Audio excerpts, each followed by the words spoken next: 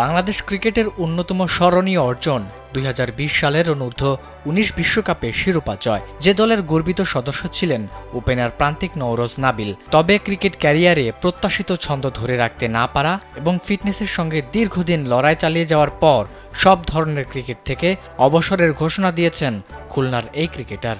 বুধবার আনুষ্ঠানিকভাবে অবসরের সিদ্ধান্ত জানান এই ক্রিকেটার।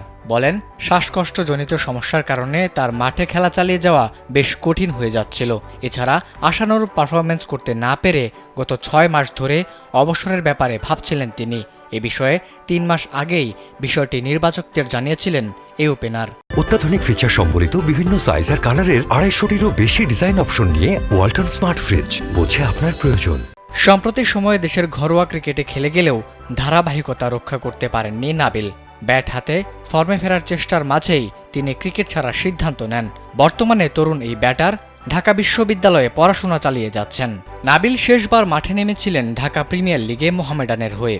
এর আগে ২০২৩ সালে বাংলাদেশ ক্রিকেট লিগে দক্ষিণাঞ্চলের এবং খুলনা বিভাগের হয়ে ন্যাশনাল ক্রিকেট লিগে খেলেন তিনি। প্রথম শ্রেণীর ক্রিকেটে নিজের সম্ভাবনার ঝলক দেখালেও শারীরিক অসুস্থতার কারণে ক্রিকেটকে বিদায় জানাতে হলো ২১ বছর বয়সী এই ক্রিকেটারকে।